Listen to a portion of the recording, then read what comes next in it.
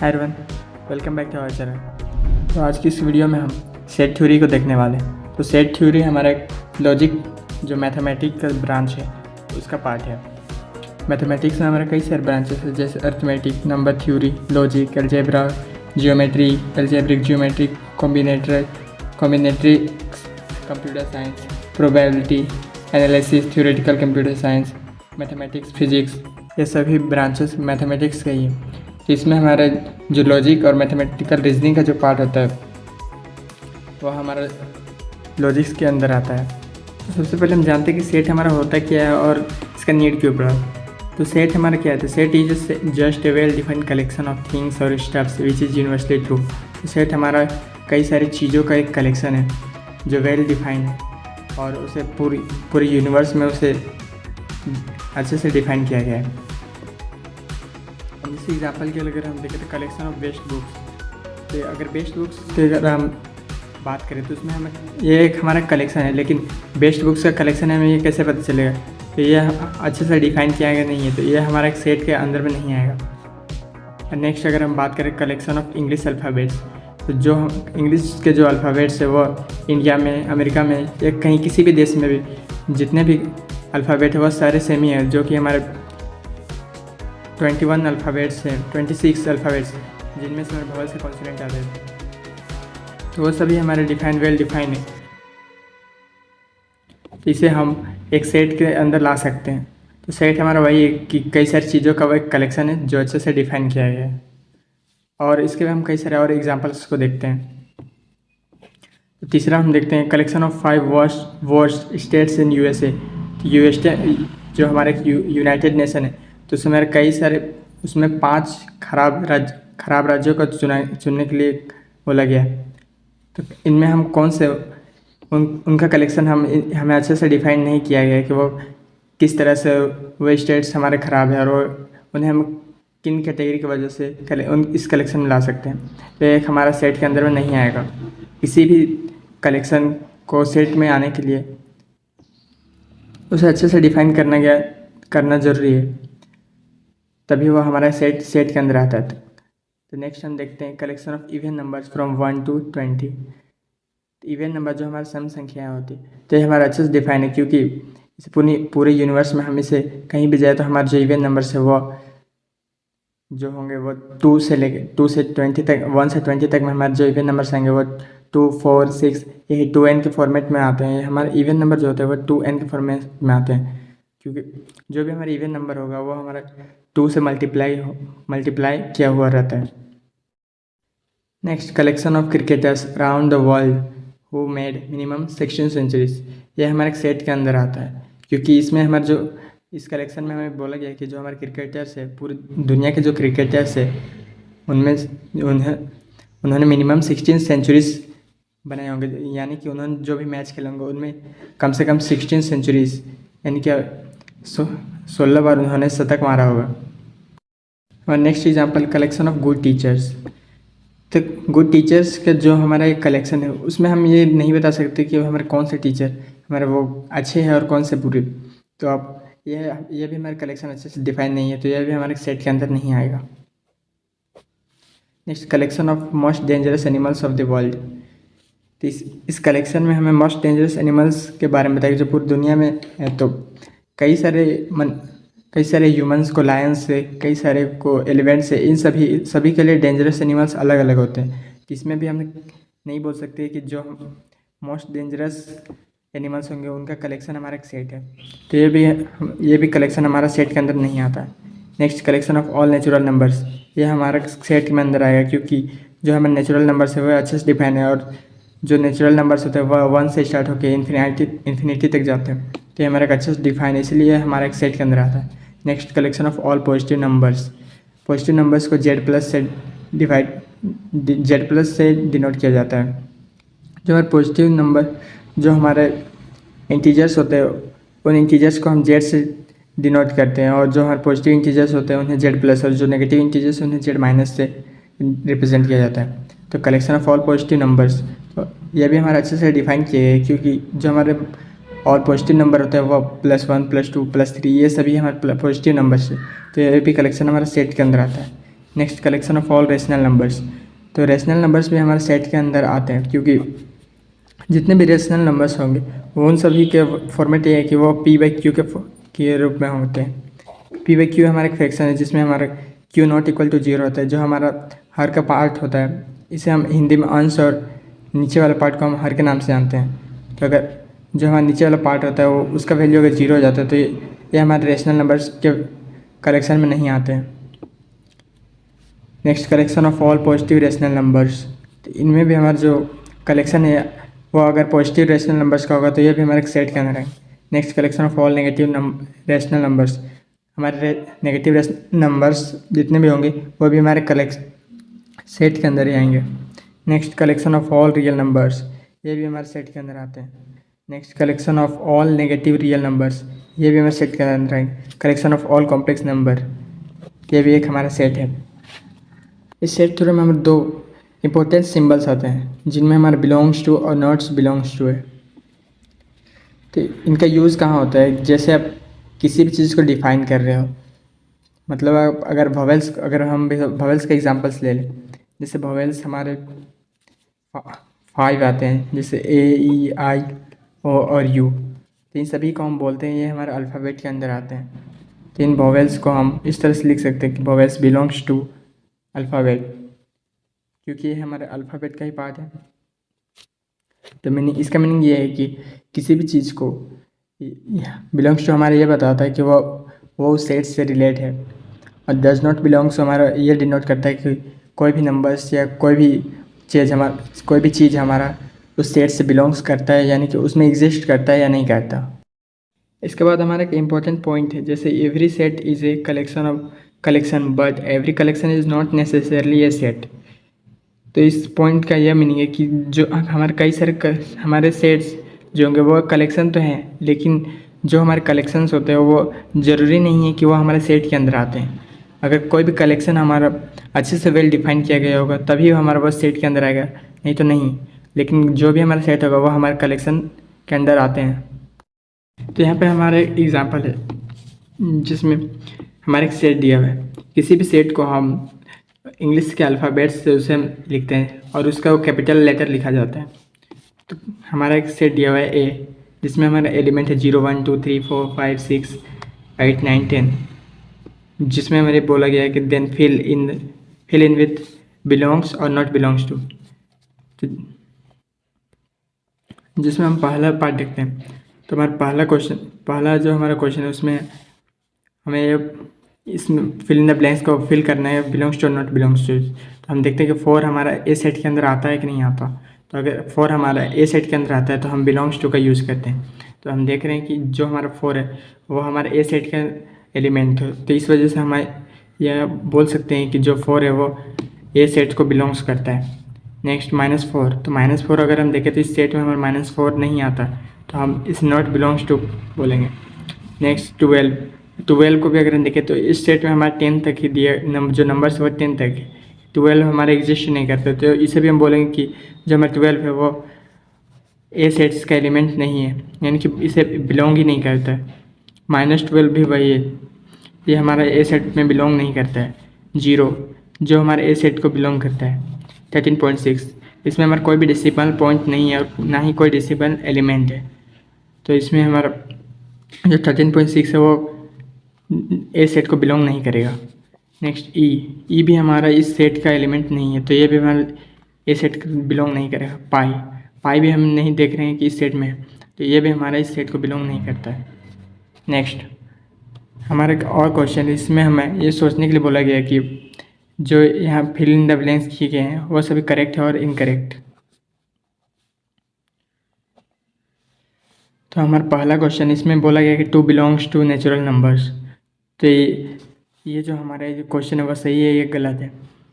तो जो हमारा 2 है वो एक नेचुरल नंबर है, तो जिस वजह से हम ये बोल सकते हैं कि 2 हमारे नेचुरल नंबर को बिलोंग करता है, तो ये हमारा एक राइट है, ट्रू हो जाएगा।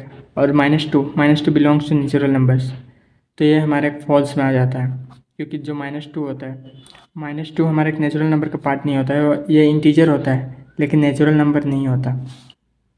2.6 बिलोंग्स टू नेचुरल नंबर, तो ये भी हमारा रॉन्ग हो जाता है, क्योंकि नेचुरल नंबर्स में हमारे 0 से स्टार्ट होते हैं और इसमें डेसिमल पॉइंट नहीं होता। 28/7, 28/7 हमारा नेचुरल नंबर है या नहीं? तो 28/7 हमारा एक नेचुरल नंबर है, क्योंकि हम 7 से जब 28 को डिवाइड करते हैं तो इसमें हमारा 4 आ जाता है, और 4 हमारा नेचुरल नंबर को बिलोंग करता है, जिसकी वजह से ये क्वेश्चन हमारा ट्रू है, ये जो हमारा स्टेटमेंट है वो सही हो जाएगा। Next 73.6 belongs to complex number. 13.6 हमारा कॉम्प्लेक्स नंबर को बिलोंग करते हैं, जिसकी वजह से ये हमारा जो स्टेटमेंट है वो राइट हो जाएगा। Next 7.8 belong to Z. एक हमारा इंटीजर के अंदर नहीं आता, तो इस 7.8 भी हमारा जो इंटीजर्स है उसे बिलोंग नहीं करता है, जिसकी वजह से ये स्टेटमेंट हमारा रॉन्ग हो जाएगा। Next 7 belongs to negative integers. 7 हमारा एक इंटीजर तो है, लेकिन ये हमारा एक नेगेटिव इंटीजर्स नहीं है, ये हमारा पॉजिटिव इंटीजर है, तो जिसकी वजह से ये स्टेटमेंट हमारा रॉन्ग हो जाएगा। Next 2 belongs to rational number. तो 2 हमारे रेशनल नंबर के में अंदर में आता है कि नहीं आता, तो किसी भी नंबर को हम अगर उसके नीचे 1 रहता है तो उसे लिखते नहीं हैं, तो जिसकी वजह से 2 हमारा बिलोंग्स टू रेशनल नंबर्स को बिलोंग करता है। हमारा अगला क्वेश्चन है 98/7, 98/5 does not belongs to rational numbers. तो 98/5 हमारा p/q के फॉर्मेट में है, तो ये हमारे एक रेशनल नंबर को बिलोंग करेगा, लेकिन इसमें स्टेटमेंट में ये बोला गया है कि हमारा q रेशनल नंबर को बिलोंग नहीं करता है, तो ये स्टेटमेंट हमारा रॉन्ग हो जाता है। Next iota does not belong to complex number. तो ये भी स्टेटमेंट हमारा रॉन्ग है, क्योंकि आयोटा हमारा कॉम्प्लेक्स नंबर में बिलोंग करता है। Next 7.8 belongs to Z. ये भी हमारा एक रॉन्ग स्टेटमेंट है, क्योंकि ये एक इंटीजर नहीं है। इंटीजर हमारे पॉजिटिव और नेगेटिव नंबर्स होते हैं, और 0। Root two belongs to complement of rational number. तो ये हमें ट्रू हो जाता है, क्योंकि कॉम्प्लीमेंट का मीनिंग ये होता है कि कॉम्प्लीमेंट का मीनिंग हमारा उल्टा हो जाता है। तो क्यू से हम रेशनल नंबर को डिनोट करते हैं, लेकिन जब इस पर कॉम्प्लीमेंट लगा दिया जाता है तो ये हमारा इरेशनल नंबर हो जाता है। तो रूट 2 हमारा इरेशनल नंबर्स की कैटेगरी में आता है, जिसकी वजह से ये स्टेटमेंट हमारा ट्रू है। नेक्स्ट 23 का power 1/5 does not belong to rational numbers. ये भी स्टेटमेंट हमारा रॉन्ग हो जाएगा, क्योंकि 23 का पावर 1/5 ये हमारा इरेशनल नंबर की कैटेगरी में आता है। Pi does not belongs to irrational numbers. Pi हमारा एक रेशनल नंबर है, क्योंकि इसका जो वैल्यू होता है वो 22/7 होता है, तो ये स्टेटमेंट हमारा रॉन्ग हो जाएगा, क्योंकि यहाँ बोला गया है कि जो पाई है वह इरेशनल नंबर की कैटेगरी में आ रहा है, जिस वजह से ये जो स्टेटमेंट है हमारा रॉन्ग हो जाएगा, क्योंकि पाई हमारा रेशनल नंबर्स की कैटेगरी में आता है। इसके बाद हमारा नेक्स्ट टॉपिक है डिस्क्रिप्शन ऑफ ए सेट। तो सेट को रिप्रेजेंट करने और उसे डिस्क्राइब करने का हमारे 2 मेथड्स है।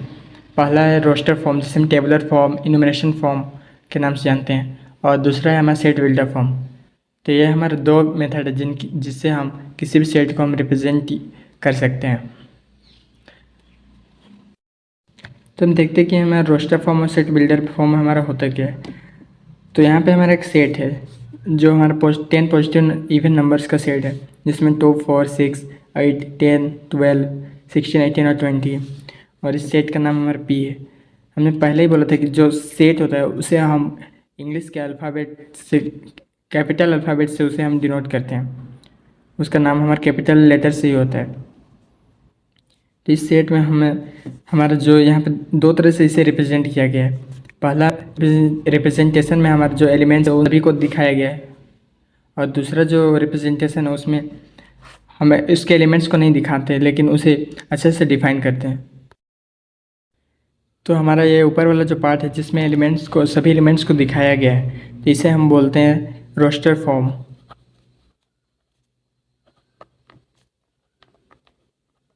जिसमें सभी एलिमेंट्स को दिखाना पड़ता है, लेकिन इसे अच्छे से ये हमारा जो रिप्रेजेंटेशन है ये कभी कभी ज़्यादा लॉन्ग हो जाता है, और इसे हम अच्छे से रिप्रेजेंट इसके थ्रू हम नहीं कर पाते, जिसकी वजह से हम सेट बिल्डर फॉर्म मेथड का यूज़ करते हैं, और चीज़ों को रिप्रेजेंट जो हमारे सेट होते हैं उन्हें रिप्रेजेंट करने के लिए इसका यूज़ करना पड़ता है। तो ये जो हमारा दूसरा मेथड है इसे हम सेट बिल्डर फॉर्म का नाम से जानते हैं।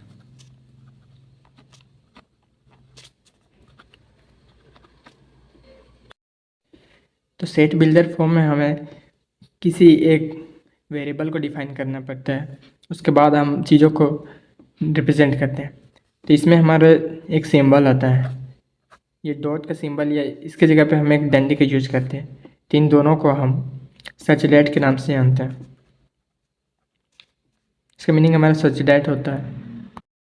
सेट के रिप्रेजेंटेशन को हम दो एग्जांपल्स के थ्रू समझते हैं, जैसे set of vowels of English alphabet. तो इसे हमारे रोस्टर फॉर्म में हम इस तरह से लिख सकते हैं, जिसमें हमारा जो वोवेल्स का जो सेट होगा वो ए ई आई ओ यू होगा। तो ये हमारा एक रोस्टर फॉर्म हो गया, जिसमें हम वोवेल्स के पांचों अल्फ़ाबेट्स को लिखते हैं। लेकिन जो हमारा इसका सेट बिल्डर फॉर्म होता है, उसमें हम इन एलिमेंट्स को नहीं लिखते हैं, इसे हम दूसरे तरह से रिप्रेजेंट करते हैं। तो इसे हम अलग तरह से रिप्रेजेंट करते हैं। इस रिप्रेजेंटेशन में कर्ली ब्रेसेस का यूज़ होता है। जैसे हम एक वेरिएबल डिफाइन करते हैं एक्स, और हम बोलते हैं कि x is a variable, x is a vowel. तो इस रिप्रेजेंटेशन से हमारा जो ये सेट था वो अच्छे से डिफाइन हो गया है। और इसमें हमारा जो ये जो हमारा रिप्रेजेंटेशन है ये अभी तो बहुत छोटा है, लेकिन कुछ चीज़ों में ये हमारा लॉन्ग हो जाए। लेकिन इस तरह के रिप्रेजेंटेशन में हमें ये हमारा छोटा तरीके से इसे हम रिप्रेजेंट कर पाते हैं। तो जिसकी वजह से सेट बिल्डर फॉर्म हमारा एक अच्छा मेथड माना जाता है।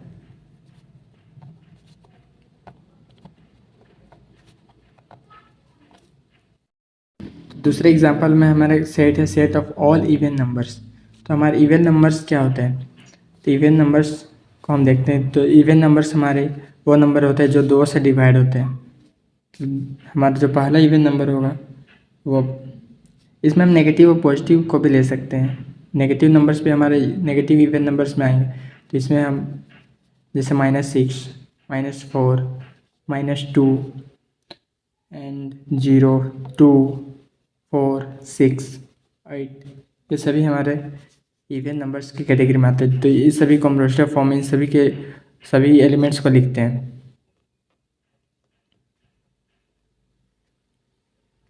इस सेट में जितने भी ये सारे एलिमेंट्स होते हैं, इन कर्ली ब्रेसेस के जो अंदर में जो हमारे चीज़ें होती हैं उन सभी को हम एलिमेंट्स के नाम से जानते हैं।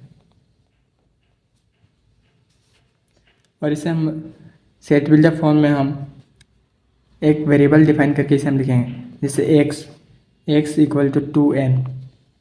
तो जो भी हमारे जो इवन नंबर्स होते हैं वो हमारे 2n के मल्टीपल में होते हैं। जैसे हम इन इवन नंबर्स को ही देख लें, जैसे हमारा -6 है, तो ये भी हमारा 2 से इसे मल्टीप्लाई, इसे अगर हम फैक्टराइज करें तो ये हमारा इसमें हमारा 2 का मल्टीपल निकलेगा। जैसे -6 से, तो -6 को अगर हम फैक्टराइज करें तो 2 × -3 हो जाएगा, जिससे हम जो हमारा -6 हो जाता है। फिर हम 4 को भी ले लें तो -2 × 2 का फॉर्मेट में भी ये भी है। -2 भी हमारा वैसे ही फॉर्मेट में है, जिसमें -2 × 1 है। तो ये सभी हम देखते हैं कि इन सभी का जो फॉर्मेट है वो 2n के फॉर्मेट में। तो इसे हम डायरेक्ट इस तरह से लिखते हैं, एक वेरिएबल हम डिफाइन करेंगे और उसे डायरेक्ट लिख देंगे x equal to 2n and n belongs to z। और हमें बताते कि जो हमारा n डिफाइन किया गया है वो हमारा n है क्या। तो ये n हमारा इस सेट में हमारा इंटीजर्स है। तो ये हमारा एक सेट बिल्डर फॉर्म हो गया।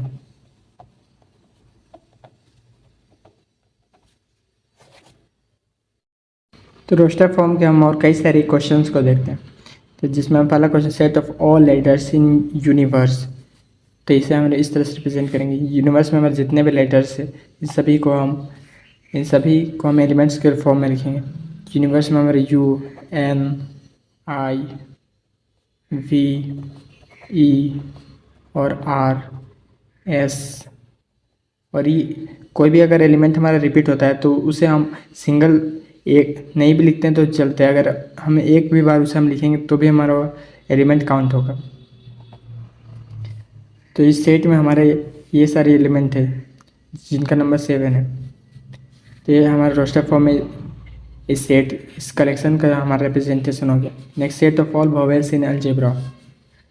तो इस सेट में हमें बोला गया है कि जो हमारा अलजेब्रा वर्ड है इसमें हमारे जो वोवेल्स आते हैं उन वोवेल्स को हमें लिखना है। तो हमारे वोवेल्स में जो हमारे वोवेल्स 5 होते हैं, तो हम देखते हैं कि हमारे वोवेल्स में कौन कौन आते हैं। तो हमारा ए, एल तो नहीं आएगा, जी भी नहीं आएगा। नेक्स्ट ई, उसके बाद हमारा बी नहीं आता है, आर भी नहीं आता है और ए। तो ये हमारा रिपीट हो रहा है जिसकी वजह से हम इसे दो बार नहीं लिखेंगे। तो इस सेट में हमारे 2 वोवेल्स आते हैं। तो set of all natural numbers less than 7। तो इस सेट में हमें ऑल नेचुरल नंबर्स को लिखना है जो हमारे 7 से छोटे हैं। तो 7 से छोटे हमारे कौन कौन से नेचुरल नंबर आते हैं। तो इसमें हमारा 1 2 3 4 5 6 7 नहीं आएगा क्योंकि वो 7 की इक्विवेलेंट हो जाएगा और इस क्वेश्चन में बोला गया है कि 7 से लेस। तो ये सभी हमारे इस कलेक्शन का एलिमेंट्स हो गए। Set of squares of integers. इस क्वेश्चन में बोला गया कि आप इंटीजर्स के स्क्वायर्स को लिखें। तो इंटीजर्स, हम पॉजिटिव और नेगेटिव इंटीजर्स को ही जानते हैं, लेकिन अगर हम नेगेटिव इंटीजर्स को भी अगर हम उसके स्क्वायर करते हैं तो हमारे पॉजिटिव वैल्यूज़ आते हैं। जैसे अगर हम 1 का स्क्वायर करते हैं तो हमारा वैल्यू 1 आता है, और -1 का भी करेंगे तो इसका वैल्यू 1 आएगा। इसी तरह अगर हम 2 का भी स्क्वायर करते हैं इसका 4, और -2 का भी स्क्वायर करें तो इसका 4 ही आता है। तो जिसकी वजह से हम इन सभी को एक एक बार ही लिखेंगे। और तो इस हमारे स्क्वायर्स क्या हो जाएंगे, इसमें हमारा 1 और 0 भी हो जाएगा। 0 का भी स्क्वायर करेंगे तो हमारा 0 ही आएगा। नेक्स्ट 0 1 4, और उसके बाद अगर हम 3 का स्क्वायर करें तो 3 का स्क्वायर हमारा 9, देन 4 का स्क्वायर 16, 5 25, 6 36 एंड 7 49। तो इस तरह से हमारे स्क्वायर्स इन्फिनिटी तक चलते ही जाएंगे। उसके बाद हमारा अगला क्वेश्चन है x is a positive integer and A divisor of 9। तो इसमें हमें बोला गया है कि हमारे पॉजिटिव इंटीजर्स को लिखना है और जो 9 के डिवाइज़र होंगे। तो हमारे पॉजिटिव इंटीजर्स कौन कौन है जो 9 को डिवाइड करते हैं। तो हम पॉजिटिव इंटीजर्स में हमारा 1 आ जाएगा जो 9 को डिवाइड कर सकता है। 2 नहीं आएगा। 3 भी डिवाइड कर सकता है, 4 नहीं कर सकता। उसके बाद 5 भी नहीं आएगा, 6 भी नहीं आएगा, 7, और इसके बाद हमारे सीधे 9 आएगा। तो इस सेट में हमारे 3 एलिमेंट्स आते हैं। अगला क्वेश्चन है x such dash x equal to n by n square plus 1 and 1 less than equal to n less than equal to 3, n belongs to natural number। तो इसमें हमें बोला गया है कि ये इसमें जो हमारे एलिमेंट्स होंगे वो हमारे n by N square plus 1 के फॉर्मेट में होंगे,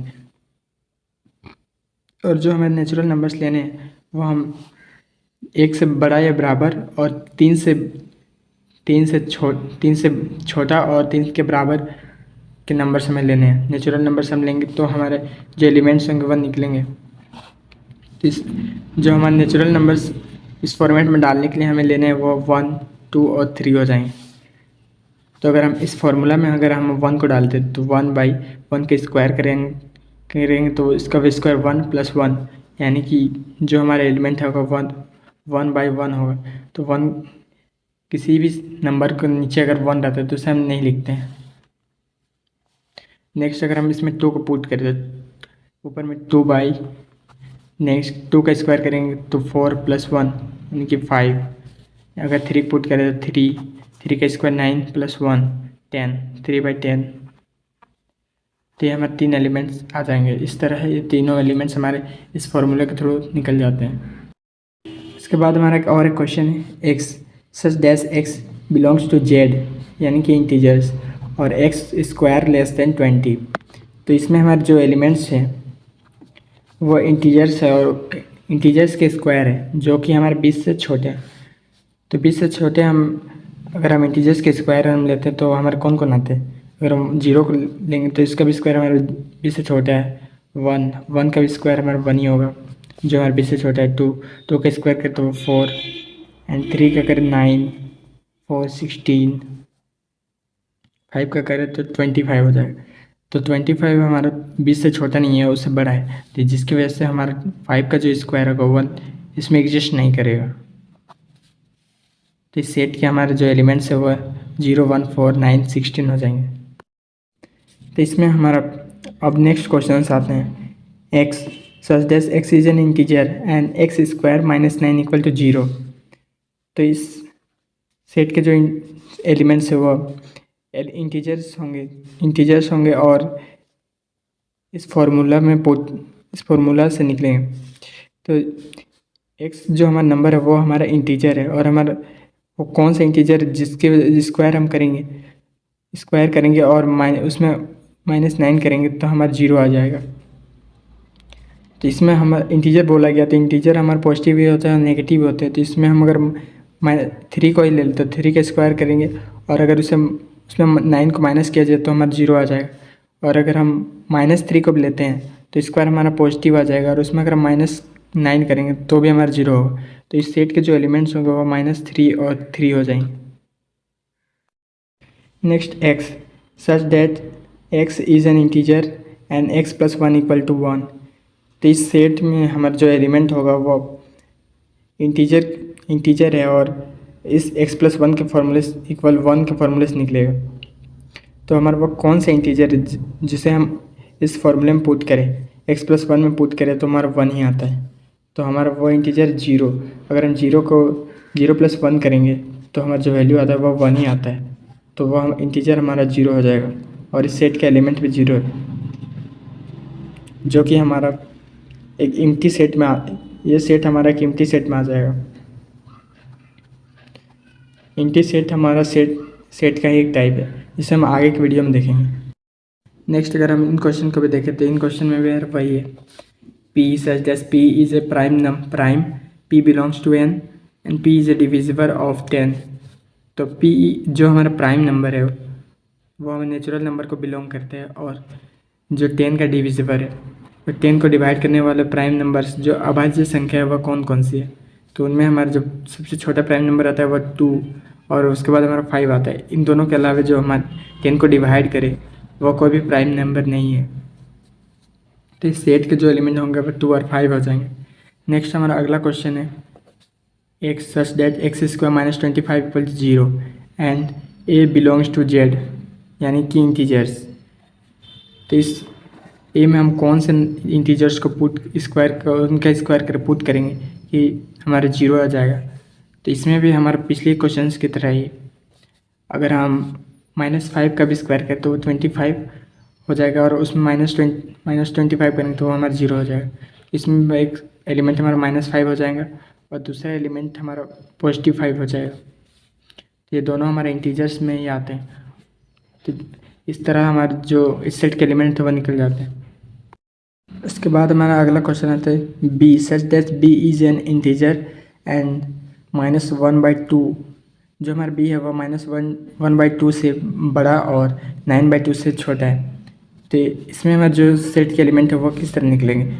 तो -1/2 और 9/2 से के बीच में हमारे कौन से एलिमेंट्स आते हैं।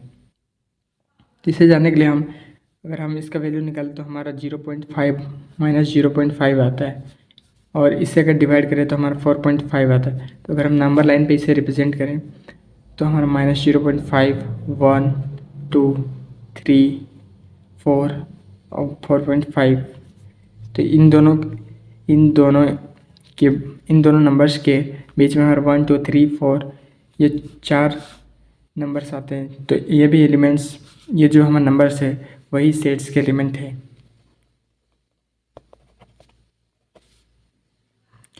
नेक्स्ट क्वेश्चन में हमारा है x such that x = 1/2n-1, जिसमें हमारा 1 जो हमारा n होगा वह 1 से बड़ा और उसके बराबर, और 5 से बड़ा और 5 से छोटा होगा।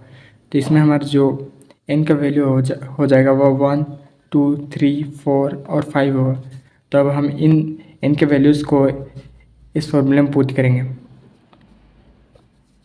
तो अगर हम 1 को पुट करें तो 1/2 × 1 - 1, यानी कि 2 को 1 से अगर मल्टीप्लाई करें तो हमारा 2 होगा, और नेक्स्ट उसमें अगर 1 1 माइनस करें तो हमारा वैल्यू जो होगा 1 ही आ जाएगा। नेक्स्ट हम 2 करो इसमें पुट करें तो 1/2 को अगर 2 से इंटू करेंगे तो 4 - 1 यानी कि 1/3। अगर 3 पुट करें तो 6 माइनस नीचे हमारा 6 - 5 आ जाएगा। 6 - 1 यानी कि 5 आ जाएगा। तो जो हमारा तीसरा एलिमेंट होगा वह 1/5 होगा। इस तरह हम 4 को पुट करें तो हमारा 1/4 को 2 से इंटू करेंगे तो हमारा 8 - 1 7। नेक्स्ट अगर 5 पुट करें तो 1/9 आ जाएगा। तो इस तरह हमारे इस सेट के एलिमेंट्स इस फॉर्मूले के थ्रू निकलते हैं। तो इस वीडियो में इतना ही। अगले वीडियो में हम सेट बिल्डर फॉर्म को अच्छे से डिस्क्राइब करेंगे और टाइप्स ऑफ सेट के बारे में भी जानेंगे। तब तक के लिए टेक केयर।